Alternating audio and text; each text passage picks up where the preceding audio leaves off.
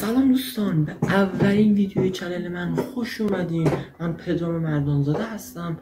امروز هم این خونه رو به گند کشید. اگر اوضاع دور خونه رو میدیدید متوجه میشید اطراف منم همه جا به هم ریخته شد تا ما بتونم اولین ویدیو رو ضبط کنم و آپلود کنم. از امروز این کانال رو راه اندازی کردم که بتونم در مورد موضوعاتی مثل آموزش زبان آلمانی، آزمون‌های OST و گوته و کمک به کسایی که میخوان تحصیلی یا عضوی مهاجرت کنن راه اندازی کردم تا بتونم به نوبه خودم و در حد توانم بتونم به شما هم یه کمکی کرده باشم. همونطور که میدونید اولین ویدیو در مورد بخش لیزن و لوغن امتحان OST بتسوای هستش. این ویدیو میخوام بخش لیزن و هوغنش رو جای چارچوب کلی ازش و یه سری نکاتی که میتونه کمکتون کنه بهتون بگم که بتونید شاید آزمون راحت تری رو در پیش داشته باشید. توی ویدیوهای بعدی هم حتما بخش شرایبر و اشپکشنش رو میگم. اگر سوال چیز داشتید تو بخش کامنت ها بپرسید، حتما میکنم بهتون جواب میدم. سعی میکنم بتونم کمکتون کنم. ممنون میشم چنل سابسکرایب کنید، این پست رو لایک کنید تا بتونه به منم کمک کرده باشید. خب بریم سراغ موضوع اصلی. توی این بخش ویدیو میخوایم دو تا تایل لیزن و هوغن امتحان OST بتسوای رو بررسی کنیم. قبل از که بریم سراغ بررسی این دو تا موضوع میخوام 3 تا کتاب بهتون معرفی کنم که حالا احتمالاً خیلیاتون میشناسین این کتابا رو، ولی خب کسایی که نمیشناسن این کتابا رو با قول این 3 تا کتاب تهیه میکنن، نمونه سوالاشو حل میکنن و باش میتونید امتحان OST بتسوای بدید، مدرکتون رو بگیرید و برای مهاجرت یا حالا ترجمه و کاری که دارید انجام میدید برای مهاجرت اقدام کنید. کتاب اول که همچین جلدی داره تست نوعی هستش که 6 تا آزمون B2 داخلشه. شما میتونید اینا رو حل کنید و در سطح امتحان هم یه جورایی هستن، میتونید این سوالا رو حل کنید و بیشتر آماده آزمون بشید. کتاب دوم میتلشتوفه تست بوک هستش مال B2. اینکه اینم حدودی 10 تا آزمون OST داخلش هست، میتونید اینا رو بگیرید تمرین کنید و آماده آزمون بشید.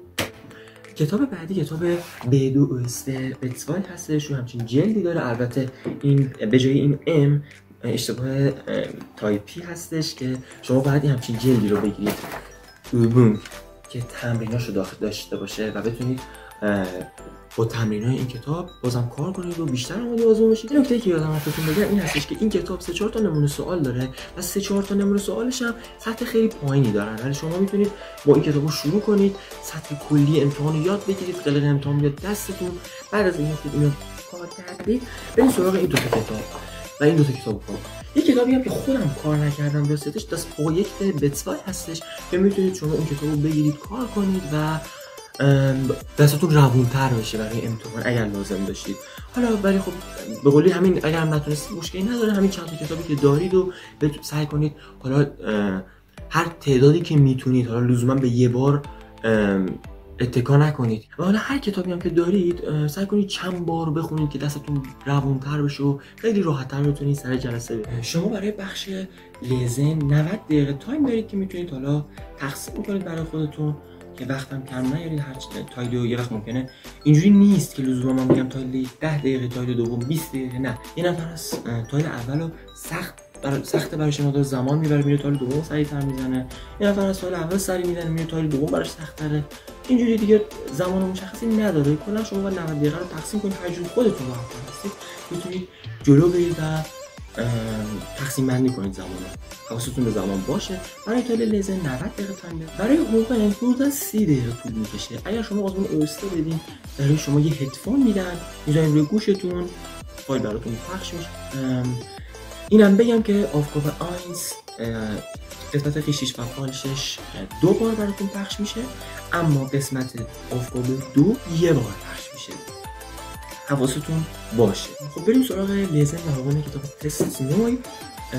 تست شماره 2 صفحه 18 شما میخوام یه توضیح بدم که یه نمونه هم برای شما حل کرده باشیم. بریم سراغ لیزن کتاب تست نوعی، تست شماره 2 صفحه 18. من میخوام یه لیزن و هوغنش رو توضیح بدم که چجوری شما میتونید حل کنید و راحت تر میتونید جلو برید و نمره بالاتری بگیرید از این کتاب. خب بریم سراغ این متن. شما توی آفگابه 1 توی اولین تمرین لیزن با یه متنی مواجه میشید، با یه همچین متنی مواجه میشید که 5 تا سوال 3 گزینه‌ای جلوش هست. شما نباید اول کل متن رو بخونید یا باید کل سوالا رو با گزینه‌ها بخونید. خب قطعا یادتون میره.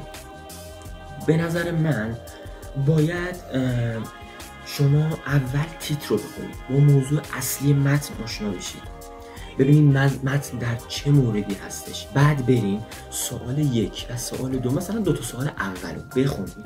2 تا سوال اول رو که خوندید برگردید به متن، شروع کنید متن رو از اول بخوندن، یه بند اول حالا یا 2 بند اول رو نهایتاً بخونید، برای خودتون تقسیم بندی کنید. خب یه بند اول رو میخونم، سوال 1 و 2 رو میخونم ببینم جوابش بود یا نه.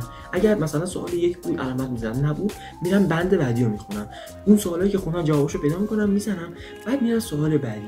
به این ترتیب، یعنی بند به بند، یه بند بخونید، 1 2 تا سوال، یه بند دیگه 1 2 تا سوال، تقسیم بندی کنید و با خودتون بیاین جلو. این از تایل 1 بود. بریم سراغ تایل 2. تایل 2 شما با یک سری آگهی مواجه میشید. یه سری آگهی رو اینجا نوشته و یه سری متن جلوش قرار داده شده. شما باید این متن‌ها رو بخونید، یکی از این آگهی‌ها رو به اینا وصل کنید. 5 تا متن اینجا هست و کدوم از اینها هم به یه دونه از این 5 تا حتما وصل میشه. به این قسمت شما اول یا یه دور کامل آگهی‌های این قسمت رو که اینجا نوشته شده رو میخونید. این آگهی‌ها رو وقتی خوندید شما میایید متن اول رو بعد میخونید، ببینید به کدوم یکی از این متن‌ها بیشتر میخوره. حالا ممکنه 3 یا 4 تاشون مشابه باشن، مثلا میگم متنشون در مورد خرید کردن باشه، بعد 3 4 تا از اون آگهی‌ها همشون در مورد خرید کردن باشه. شما باید بیاین یه سری نکات ریزش رو بررسی کنید، ببینید که به کدوم قسمتش بیشتر مشابه است. متن رو سعی کنید دقیق بخونید.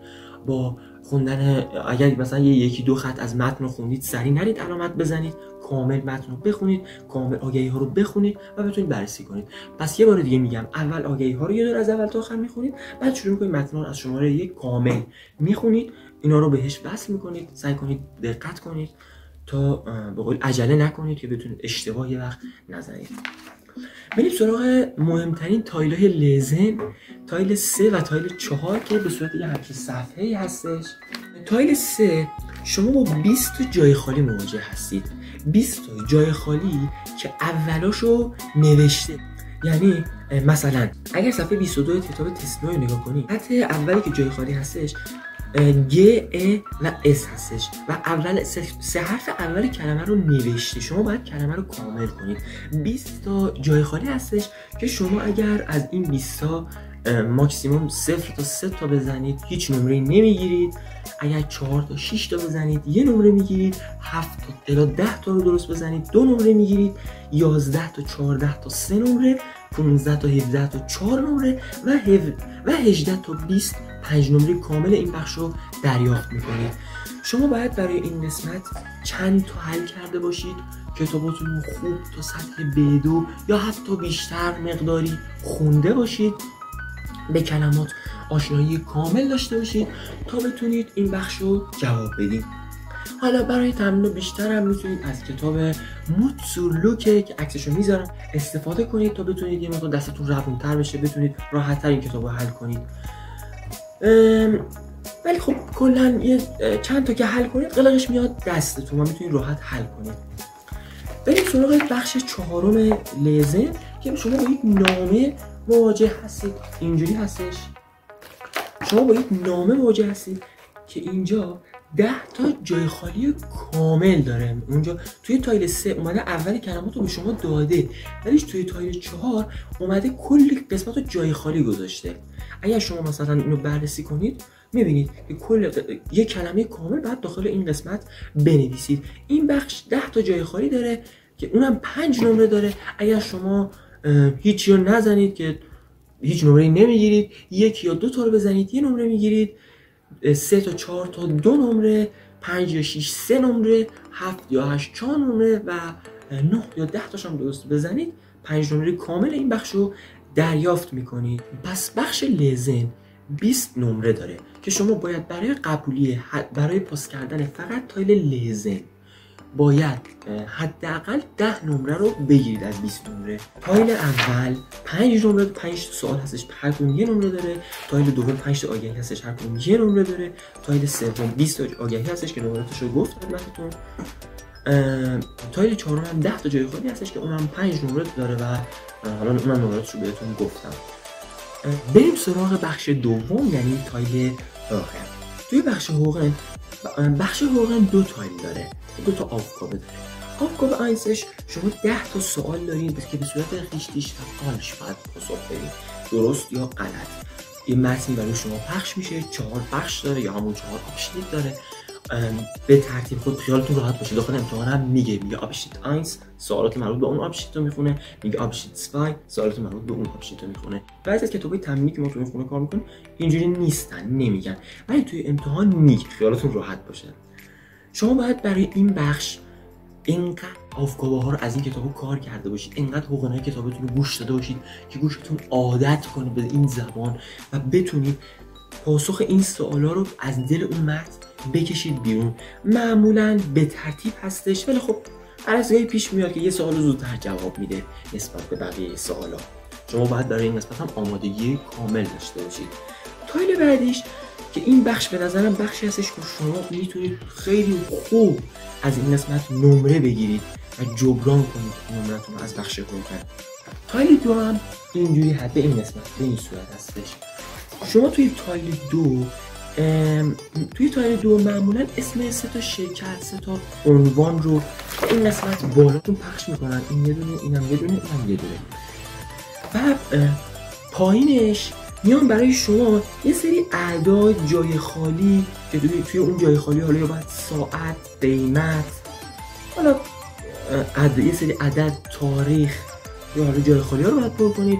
جای خالی ها حتما اینجوری نیست یه دونه جواب داشته باشه، ممکنه مثلا توی یه جای خالی که میبینید، مثلا من خودم همچین چیزی کردم توی این قسمتش 2 تا جواب داشته، بعضیش ممکنه 2 تایی باشه. اینجا باید بیشتر به اعداد گوشتون تیز باشه و بتونید خیلی سریعتر اعدادو به قولی بشنوید و سریع بنویسیدشون. اینم به ترتیب هستش، یعنی این 3 تا شرکت رو خودش تعداد شرکت رو به ترتیب نیست که اول مثلا از این قسمت به این قسمت، اینا رو از این 3 تا شرکت رو تصادفی انتخاب میکنه، ولی این مثلا پاسخ این سوال رو اول میده، از بالا به ترتیب میاد پایین، ترتیب داره. حالا بعضی قسمت شماره تلفن همراه باید بنویسید، حالا من یادم رفت اینو بگم.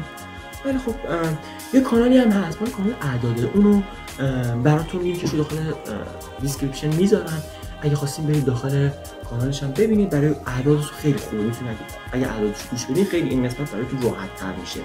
باید این قسمت هم اینقدر کار کنید که بتونید اعداد خیلی راحت سریع بتونید بنویسید. و قسمت که باید تیک بزنید هم لزوما اینجوری نیست که یه دونه جواب داشته باشه، بعضی از قسمتش ممکنه 3 تا جواب داشته باشه، بعضی از قسمتش ممکنه 2 تا جواب داشته باشه.